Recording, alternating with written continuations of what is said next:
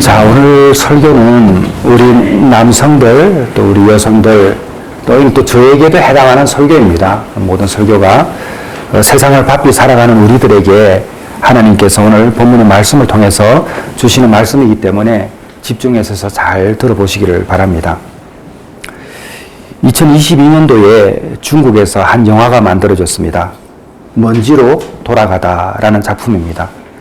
중국 농촌에 가장 가난하고 소외된 두 사람이 나옵니다. 온순하지만 늘 이용만 당하는 남자 농부 마요우라는 사람이 나오고, 몸이 불편하고 가족들에게조차 버려진 구잉이라는 여성이 서로를 만나서 사랑과 삶의 의미를 발견해가는 그런 작품입니다. 가난하다, 쓸모없다, 부담스럽다 라고 불리었던 그 두 사람이 살아가고 있을 때에 사람들은 그 사람들이 어떻게 하루를 버티는지, 어떤 꿈을 꾸고 있는지 아무도 들여다보지 않습니다. 마요라는 이 남자는 농촌의 끝자락에서 혼자 말없이 살아가던 사람이었습니다. 일을 잘해도 칭찬을 받지 못하고 마을 사람들에게 심부름처럼 부려지지만 그 사람은 묵묵히 그 일을 감당해냅니다. 그 사람에게는 따뜻하게 말 한마디 건네주는 이웃이 없습니다. 그냥 일상적인 대화만 주고받는 그런 수준이에요. 근데 고잉이라는 이 여자가 또 있는데 몸이 너무 많이 아픕니다. 말이 어눌하고 심지어는 가만히 있다가 소변을 볼 정도로 많이 약합니다. 그래서 가족들은 짐으로 여깁니다. 딸이지만은 짐으로 여기고, 다른 형제들이 결혼을 하는 상황이 되자 이 사람을 누군가가 돌볼 수 없으니까 빨리 떠맡겨야 된다, 이런 생각만 가지고 있는 가족들 틈에 고잉이라는 이 여성이 살아가고 있습니다. 그래서 결국은 이 두 사람, 세상으로부터는 존중받지 못하는 이 남자와 이 여자, 이 두 사람이 결혼을 합니다. 서로 알지도 못하고 그냥 끌려서 결혼을 합니다. 남들이 정해준 결혼이죠. 결혼에 대한 꿈도, 결혼이 주는 어떤 축복이나 이런 것들을 전혀 생각해보지 못하고 그냥 사람들이 연결해주는 그 결혼을 이 두 사람이 하게 됩니다. 그런데 이 남자는 이 여성을 부담으로 여기질 않습니다. 늘 사랑으로 대합니다. 어눌한 말을 해도 부끄러워하지도 않고, 말이 서툴러도 잘 들으려고 노력하고, 몸이 불편해도 자기 아내를 부축합니다. 오줌을 누고 그 옷을 밤새 그 다리를 다쳐서 움직이질 못하거든요. 혼자 불 곁에 말리는 그 모습을 봅니다. 그러나 그의 사랑은 늘 먼저 손을 내미는 사랑을 이 남자가 보여줍니다. 고잉이라는 이 여성은 가족에 함께 있었지만은 처음으로 자기를 존중하는 그 경험을 하게 됩니다. 늘 영화를 보게 되면 어깨를 이렇게 움츠리고 있어요. 근데 그 남자를 만나고 나서는 어깨가 이렇게 펴집니다. 그 삶을 살아가는 부부의 이야기가 먼지로 돌아가다입니다. 이 영화는 중국에서 만들어졌지만 중국에서는 방해를 받습니다. 개봉을 하지 못했습니다. 왜냐하면 중국의 어두운 면을 보이는 영화이기 때문에 오히려 외국에서 큰 평가를 받았고, 저도 이 영화를 어렵게 구해서 봤는데 너무나 감동적이었습니다. 남편은 어느 날 작은 결심을 하게 됩니다. 아내가 비를 피하고 따뜻하게 앉아 쉴 수 있는 집을 지어주고 싶었습니다. 돈도 없고 기술도 없고, 이 사람이 돈을 벌 수 있는 방법은 자기 피를 파는 겁니다. 매혈을 하는 거에서도 돈을 벌죠. 하루하루 흙을 퍼나르고 벽돌을 굽고 그렇게 돈을 벌어서 시장에서 옷 한 벌을 사서 자기 아내에게 입히고자 하는 그 마음을 가지고 있는 사람입니다. 그리고 그 집을 지어요. 세상에서 가장 허름한 집이지만은 두 사람에게는 가장 따뜻한 집이 지어졌습니다. 그리고 그곳에서 사람들은 늘 사람 취급도 하지 않는 그 두 사람의 웃음소리가 그 흙집에서 조용히 들리기 시작을 합니다. 그런데 그 행복이 얼마 가지 못합니다. 그렇게 어렵게 지은 그 집이 재개발로 이제는 쓰러지게 되어 있었습니다. 두 사람의 평안한 삶도 흔들리기 시작했고, 사람들은 여기가 곧 철거될 것이라고 말을 합니다. 어렵고 가난하게 살았던 그리고 불행한 삶이라고 보편적으로 사람들이 말하는 그 삶, 그 두 사람이 만나서 일구었던 그 흙집이 무너질 수밖에 없는 상황이었죠. 근데 이 아내는 다리도 절지만 아픕니다. 매일 아픕니다. 매일 아프니까 남편의 도움으로 늘 살아가고 있죠. 근데 이 아내가 그 농사를 지었는데 그 벽씨를 이렇게 다듬다가 이 벽씨가 거칠거칠하니까 등이 늘 이렇게 가려워요. 그러니까 남편이 가려워하는 그 아내를 가만히 두고 볼 수는 없으니까 그 마을에 이렇게 천이 흐르는 이 냇가에 가서 몸을 씻어줍니다. 왜냐면 그러면은 안 가려우니까. 그렇게 하고 어느 날 남편이 농사를 짓고 있는데 아내가 늘 그 불편한 몸으로 참을 가지고 오는데 그 참이 뭔지 알죠? 점심시간 좀 이럴 때면 먹을 거 가지고 오는데 안 오는 거예요. 그래 이상해서 다시 돌아가 보니까 그 아내가 너무 가려워서 혼자 그 천에 들어가서 몸을 씻다가 다리가 불편하니까 그곳에서 익사를 하고 맙니다. 유일한 자기가 사랑해 줄 수 있는 사람, 사랑했던 사람, 그 아내가 세상을 떠나게 되자 그 남편은 세상의 빛이 꺼지고 말았습니다. 마을 사람들은 위로하죠. 쯧쯧하기도 하고. 그렇지만 마을 사람들은 그새 잊어버립니다. 그러나 남편은 아내를 잊을 수가 없습니다. 그렇게 사라져간 그 아내를 생각하면서 이 남편도 조용히 사라져가는 내용이 먼지로 돌아가다입니다.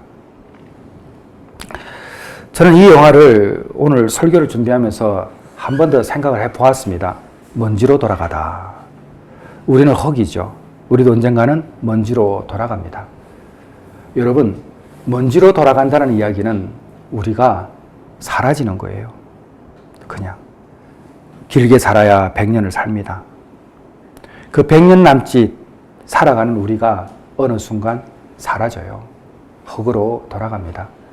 흙으로 돌아가기까지 우리는 가족이라는 공동체로 모이고 서로를 의지하고 사랑하게 됩니다. 근데 이 말은 틀려요. 가족이 서로 사랑하고 의지하는 것처럼 살아가지만 어찌 보면 가족은 남들보다 못할 때가 있습니다. 가장 가까이 사랑해야 될 사람들이 가져야 할 시간을 가지지 못하고 있습니다. 다른 사람들에게는 시간을 많이 쓰면서 내 사랑하는 아내와 남편과 자식들에게는 쓰지 못하는 시간들이 존재합니다. 가만히 돌아보면 우리가 왜 살았는가 생각해 볼 정도로 우리는 가족에게 시간을 쓰는 것은 너무나 인색했습니다. 그건 저도 마찬가지예요. 어떤 이유로도 그것은 이해될 수 없습니다. 그렇기 때문에 오늘 우리 본문의 시편 90편 12절 이 본문은 큰 의미를 우리에게 줍니다. 우리에게 우리 날 계수함을 가르치사 지혜로운 마음을 얻게 하소서. 제가 요즘 자주 이야기하지만 똑똑하다고 잘 사는 것 아닙니다. 지혜로워야 잘 사는 것입니다. 세상에 똑똑한 사람이 지혜롭지 못하여 살아갈 때에 그 가정이 망하는 것 한두 번 본 것 아닙니다. 아무리 똑똑해도 그 머리를 지혜롭게 쓰지 못하면 잘못된 곳에 쓰게 되죠. 하나님께서 주시는 그 말씀의 큰 은혜는 똑똑하라가 아닙니다. 지혜로워라는 거예요. 그래서 우리가 오늘 본문처럼 우리의 날 계수함을 가르치사 지혜로운 마음을 얻게 하소서. 모세가 지혜를 구했습니다. 모세가 지혜를 구했던 것처럼 우리도 지혜를 구해야 합니다. 우리는 모두가 사람들에게 기억되기를 원하는 마음이 있습니다. 사실 오늘 영화의 주인공처럼 사라지면 잠시 기억하다가 아무도 기억하지 못하는데 우리는 늘 기억되기를 원해요. 따지고 보면 우리는 남의 눈을 의식하며 살아갑니다. 왜 그렇죠? 남이 나를 보는 눈을 의식하기 때문이죠. 그 말은 다른 말로 하게 되면 기억되기를 원하고 기억된다는 것을 알아요. 그러니까 다른 사람에게는 시간과 마음을 상당히 주지만 오히려 가장 가까운 사람들에게는 주지 못합니다. 어쩌면 나의 마지막을 그들의 눈에 담을 사람들인데 우리는 너무나 그 시간을 잘 못 씁니다. 우리는 모두 시간이라는 강위를 떠내려가는 사람들입니다. 멈출 수도 없고 되감기도 어렵습니다. 그래서 오늘 본문이 말씀하시는 거죠. 우리에게 우리 날 계수함을 가르쳐 우리 인생을 잘 돌아보라는 거예요. 알 수 있는 지혜를 달라는 거예요. 진짜 어떻게 살아야 되는지 시간을 어떻게 써야 되는지 오늘 본문이 우리에게 말하고 있는 겁니다. 오늘 시편 90편을 보게 되면 하나님의 사람 모세의 기도라고 쓰여 있습니다. 이스라엘을 광야에서 이끌어내었던 모세가 하나님의 영원하심과 인간의 짧음을 깊이 느끼며 드린 기도이죠. 하나님께서는 산이 생기기 전부터, 주님께서 이 땅을 조성하시기 전부터 계신 영원한 분이지만 우리의 인생은 날아갑니다. 10절 한번 같이 읽어볼까요? 90편 10절입니다. 같이 한번 읽습니다. 90편 10절 시작.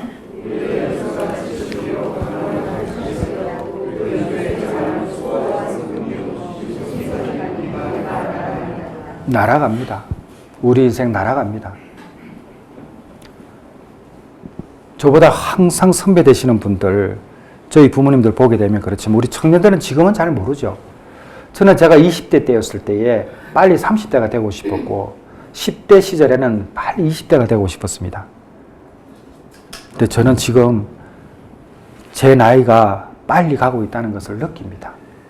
저보다 더 연장자이신 분들은 더 강하게 느끼겠죠. 여러분, 세상이 이렇게 흘러갑니다. 아이들이 금방 커요. 제가 며칠 전에 우리 예경이를 안고 있는 사진을 봤거든요. 제가 이래 안았어요. 지금은요, 아이고, 힘줘야 돼요, 안으려면. 금방 커요. 이제 연말이면 건성이가 오니까, 이제 사모가 건성이 뭐 하나 또 준비해 주려고 키하고 몸무게를 재는데, 키가 쑥쑥 커요. 작년에 키하고 또 달라요. 아이들이 큽니다. 근데 아이들은요, 어느 순간 되면 어머니하고 멀어지죠. 우리가 가까이 가려고 하면 아이들은 멀어지고, 아이들이 가까우려고 하면 어른들이 멀어져요. 왜? 바빠서. 제가 그렇게 살았고, 지금도 그렇게 살고 있어요. 근데 저 이 설교하면서 각오했어요. 아, 가족들에게 시간을 더 내야 되겠다. 여러분 잘 들어보십시오. 우리의 연수가 70이요, 강건하면 80이라도 그 연수의 자랑은 수고와 슬픔뿐이요, 신속히 가니 우리가 날아가나이다. 그 연수에 자랑할 것이 없는 거예요. 금방 가니까. 그러니까 기억될 만한 일은 무엇인가? 가족을 사랑하는 거예요. 남편과 아내와 부모와 자식이 함께 가정에서 행복하기 위해서 하루를 수고하는 거예요. 하루를 수고하는 목적은 내가 드러나는 게 아니라 가정을 사랑하기 위해서 수고하는 거예요. 그러면 가장 사랑을 표현해야 될 그 자리에서 우리는 사랑을 해야 합니다. 우리가 살아가는 모든 영역을 하나로 꿰뚫는 개념이 있다면 그것은 시간입니다. 시간은 단순히 시계 위로 흘러가는 숫자가 절대 아니에요. 하나님께서 우리 각자에게 한 번만 맡기신 그릇이 있다면 그 시계라는 그릇입니다. 그 시계는요, 자꾸 소멸되어 가요. 없어져 간다는 거예요. 돈은 잃어도 다시 회복할 수 있죠. 다시 벌 수 있습니다. 건강도 회복될 때가 있습니다. 그래서 시간은 금이라고 그러잖아요. 왜? 한 번 지나간 시간은 다시 돌아오지 않기 때문에 시간은 금이라고 말합니다. 근데 사실은 틀려요. 왜냐하면 금보다 더 귀한 게 시간입니다. 제가 제일 많이 했던 말이 뭐냐면, 이 일만 마치면은 가족과 어디 좀 다녀야 되겠다 생각을 많이 하고, 제 아내에게도 그 얘기 많이 했습니다. 이 일만 마치면. 그 소리 많이 해요, 안 해요? 아빠 요거만 하고 갈게. 안 가요. 애들 자요, 그때 가면. 홍정길 목사님이 언젠가 그런 말씀을 하시더라고요. 어느 날 아들이 그러더래요. 아버지는 내가 필요할 때 늘 없었다고. 근데 홍정길 목사님은 늘 아들 옆에 있었다고 말씀하시더라고요. 왜냐하면 들어오면 아들이 자니까. 그 자는 머리밭에서 기도해 줬대요. 근데 아들이 그거 알아요, 몰라요? 모르죠. 그러니까 두 눈이 부딪혀야 되는데, 두 눈이 부딪히지 않는 사랑을 부모는 하고 있었고, 자녀들은 두 눈이 부딪히는 사랑을 고대하고 있었던 거죠.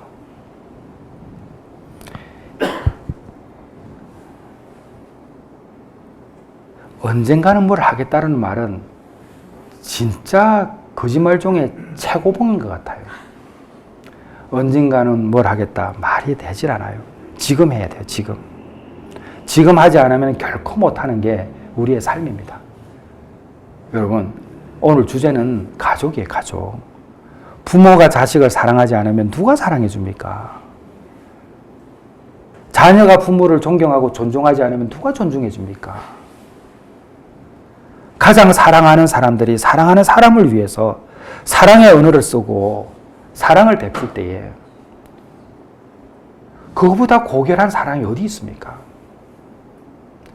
제가 어제 춘천에 이제 가야 되는데 컨디션이 한 주간 너무 좋지 않아서 가는데 너뚱이가 제 머리를 푹 감싸고 쪽쪽 뽀뽀를 하고 하는데 제가 그 어떤 것보다 따뜻한 위로를 받고 간 거 아니에요? 그놈 해준 거 뽀뽀밖에 없는데 그거는 어느 것보다도 좋은 약보다도 어떤 것보다도 저한테는 소중한 거였어요. 그게 사랑 아니에요?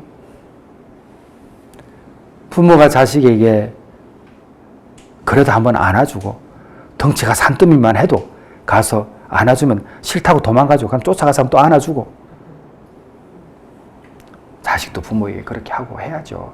시간이 얼마 남지 않아요. 저는요, 저희 부모님이 오래 사실 줄 알았어요. 그냥 영원히 계실 줄 알았어요. 정말 그랬어요. 근데 어느 날 저희 어머니 62세에 세상 떠나시고 아버지 68세에 세상 떠나시더라고요. 너무 빨리 가셨어요. 근데 그분이 그렇게 세상 떠날 거라는 거 꿈에도 생각 못 했어요. 그러니까 그냥 가시더라고요. 여러분, 우리는 우리 나를 계수하는 것을 지혜로 배우지 못하면 절대 배우지 못합니다. 지혜를 배운다는 것은 지금 주신 시간이 얼마나 소중하다는 것을 아는 거예요. 시간이 무한정으로 우리에게 주어지지 않았다는 것을 알아야 합니다. 그래서 사랑해야 돼요. 그리고 나를 계수한다는 것은 단순한 계산이 아니라 관계를 다시 재정리를 한다는 거예요. 우리 나를 계수한다는 이 말은 내가 몇 살까지 살까 이게 아닙니다. 내 시간이 어디로 흘러가는가 이걸 보는 거예요. 지금 내 시간이 어디로 가고 있는가? 내가 가족에게 가고 있는가? 내가 사랑해야 되는 사람에게 이 시간이 흘러가고 있는가? 여러분 이거 생각해 보셨습니까? 지금 내가 하고 있는 시간을 왜 쓰는 겁니까? 하나님께서 나에게 가장 사랑하는 사람을 준 이유는 무엇일까요? 진짜 행복은 거기서 나와요. 저도 딴 데서 나오는 줄 알았어요. 아니에요. 진짜 사랑은 가족에서 나오고 진짜 행복도 가족에서 제일 먼저 나와요. 그 다음에 교회에서 나와요. 교회에서 행복한데 가정이 행복하지 않다. 그런 거짓말이 어디 있어요? 교회에서 먼저 행복해야, 가정에서 먼저 행복해야 교회도 행복한 거예요. 그리고 그 사랑은 이퀄 같은 거란 말이죠. 내 시간이 어디로 흘러가고 있는가 이런 것을 계속 생각하는 게 영적인 자각이 일어나는 거예요. 새벽 묵상을 할 때도 그 짧은 10분도 안 되는 묵상하면서도 양성재 집사님이 아침에 딱 집에서 나오면요 새벽 묵상을 딱 듣고 도착하면 딱 끝난데 그만큼 가까운 거리죠. 근데 그분이 그 시간을 묵상하는 게 굉장히 좋으신가 봐요. 자 보세요. 새벽 묵상할 때에 하나님 오늘 제가 주어진 시간을 어떻게 쓰면 좋을까요? 여러분 너무 좋지 않나요? 하나님 오늘 저에게 주어진 이 아침부터 저녁까지의 시간을 어떻게 쓰면 좋을까요? 오늘은 제가 누구에게 전화를 해보고 싶어요. 하나님 오늘은 제가 제 아내를 위해서 제 남편을 위해서 따뜻한 말 한마디를 카톡으로 써서 보내고 싶어요. 하나님 오늘 제가 제 아이를 위해서 맛있는 음식을 하고 싶고 걔가 오든 안 오든 제가 만들어 놓고 기다리고 싶어요. 여러분 이런 아침의 묵상들이 우리에게 일어날 때에 우리 나를 계수하는 거예요. 시간을 지혜롭게 쓰는 거예요. 근데 우리는 늘 시간을 다르게 쓰고 있어요. 어떻게? 오늘 내가 해야 할 일이 뭐지? 오늘 내가 이걸 완성해야 되는데 완수해야 되는데 늘 우리는 이렇게 살아가요. 그건 우리가 시간에 지배를 당하는 거예요. 시간을 다스려야 돼요. 시간을 다스리는 자가 승리하는 자입니다. 아멘이십니까? 예, 그렇게 하셔야 돼요. 그래서 우리는 사랑을 감정이라고 생각하기 때문에 그 감정에 따라가는데 진짜 사랑은 제가 생각할 때는 시간 사용이에요. 내가 사랑한다고 그러면은 그 사랑하는 사람을 위해서 시간을 많이 써야 돼요. 자, 우리가 왜 말씀을 읽고 기도를 하고 감사 노트를 씁니까? 하나님을 사랑하니까. 아멘입니까? 하나님을 사랑하니까 말씀을 읽는 거 아니에요. 왜? 아버지가 나에게 무슨 말씀을 하실까? 듣는 거 아니에요? 하나님을 사랑하니까 기도하는 거 아니에요? 하나님을 사랑하니까 감사한 거예요. 오늘 하루 저녁에도 내가 내 가족에게 감사한 것을 기록해 보면 어떤 분들은 그런 기도 감사도 쓰죠. 오늘 가족이 함께 식사할 수 있어서 감사해요. 얼마나 좋아요. 이런 것처럼 시간 사용이 결국은 우리의 사랑이라는 것도 아셔야 합니다. 우리는 사랑하는 사람에게 무엇을 사주고 어떤 말을 해주냐라도 너무 중요하지만 어떻게 시간을 나누었는가? 함께 있고 싶은 마음과 곁에 있고 싶은 마음들, 아무것도 하지 않아도 같이 있고 싶어서 머무르는 그 시간들이 사랑의 온도를 만들어내는 것이죠. 근데 같이 있고 싶지 않고 시간을 나누고 싶지 않고 이러한 관계들이 현장에는 또 삶에는 존재합니다. 근데 그 시간을 내버려 둬서는 안 돼요. 제가 누워서 침 뱉기인데 영화 한다고 바쁘고 상담한다고 바쁘고 그렇게 하니까 하루는 제 아내가 화가 났어요. 그래서 제가 나 가네 하니까 전에는 다녀오세요 그러는데 다른 말이 당신이 없으면 우리는 더 잘 놀아요 그래. 당신이 없으면 우리는 더 잘 놀아요 그래요. 그 화난 거예요 이제. 빨리 가라는 거예요. 더 잘 놀 테니까. 근데 그 말을 듣고 탁 나오는데 톡 막히는 거예요 제가. 순간 외로움이 쌓이면서 내가 누구를 위해서 이렇게 열심히 하는데 이런 거 생기잖아요 남자는. 근데 1시간 일찍 들어와도 회사 망하지 않고 직장 안 쫓겨나요.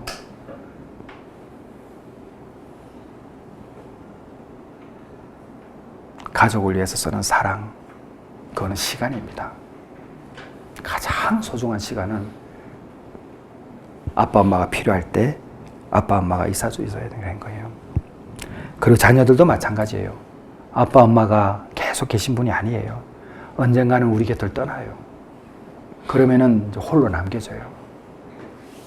아빠 엄마가 오래 살 것 같죠? 지나가다가 쓰러져도 가는 게 세상이에요. 케냐에서 올 때에 그분이 얼마나 한국 간다고 재밌겠다고 생각하고 오셨겠어요.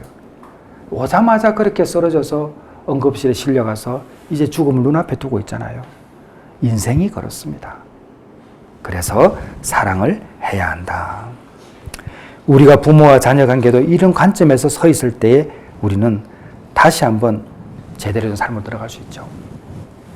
내가 사랑하는 교회가 개척한 이후에 오늘날까지 하나님의 은혜로 서가면서 하나님이 주신 마음은 첫째는 나 자신입니다. 여러분 스스로를 잘 돌아봐야 돼요. 그냥 의미 없이 살면 절대 안 됩니다. 내가 어떤 존재인지를 분명히 알아야 되고, 자, 내가 존재인지를 어떤 존재인지 알게 되면 그 다음엔 가정을 돌아봐야 돼요. 부모와 자식 모두가 다 내가 속한 가정을 위해서 의무가 있어요. 누구도 일방적이지 않아요.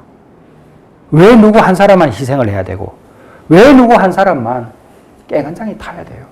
그러면 안 돼요.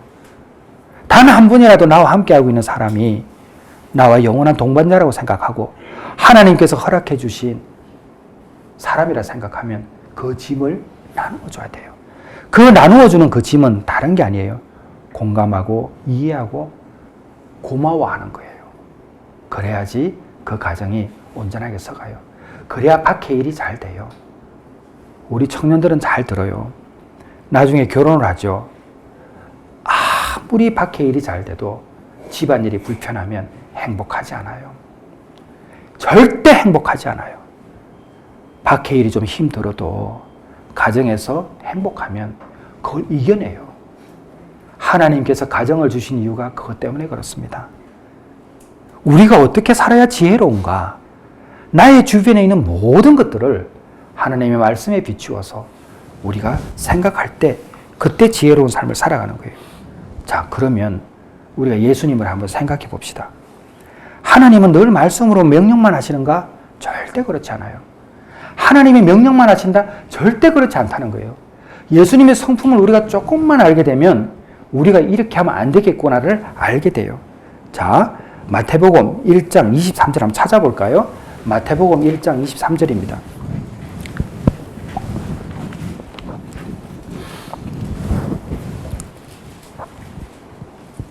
마태복음 1장 23절.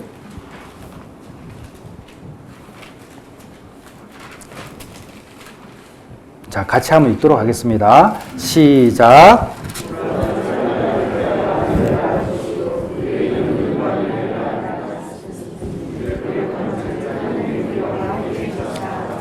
자, 보십시오. 요거 여러분 이 말씀을 어떤 분에서 좀 오해하실 수도 있는데 잘 들어보셔야 돼요. 보라, 처녀가 잉태하여 아들을 낳을 것이요 그의 이름은 임마누엘이라 하리라 하셨으니, 임마누엘은 번역한즉 하나님이 우리와 함께 계시다 함이라 되어 있잖아요. 그러니까 하나님이 우리의 편이다 이렇게 이해할 수 있죠.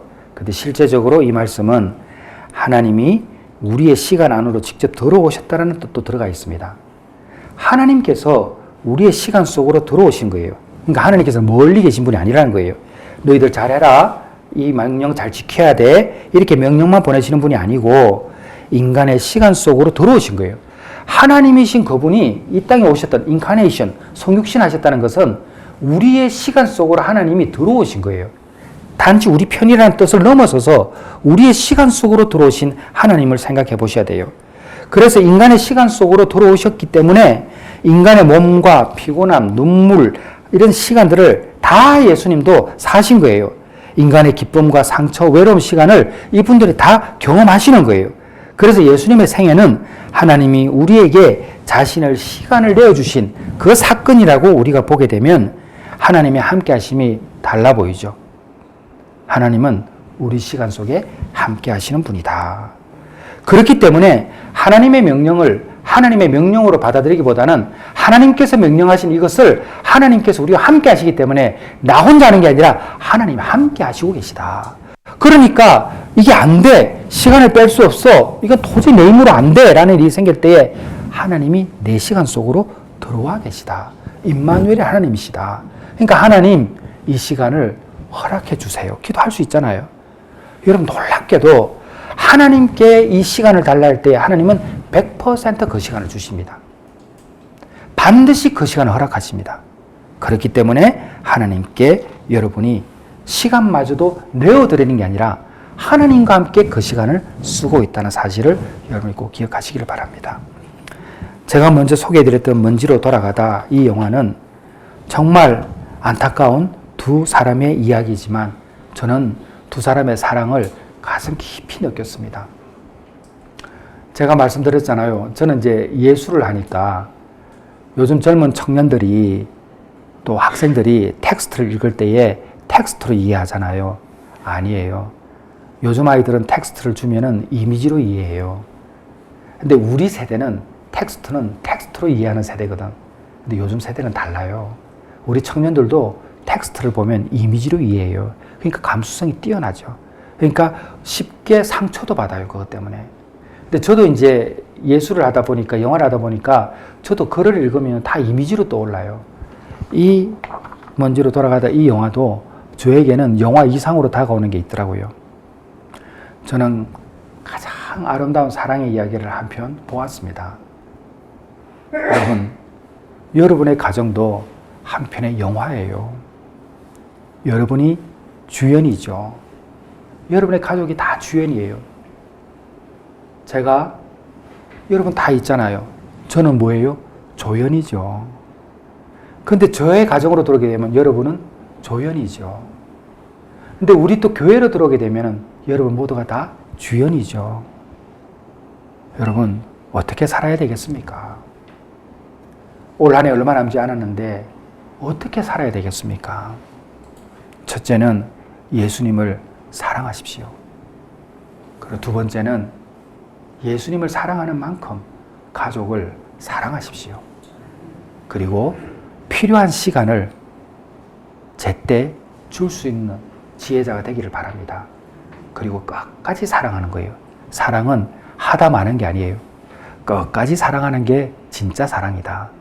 이와 같은 은혜가 여러분에게 주어지기를 주님의 이름으로 축원합니다. 자, 우리 자리에서 일어나겠습니다.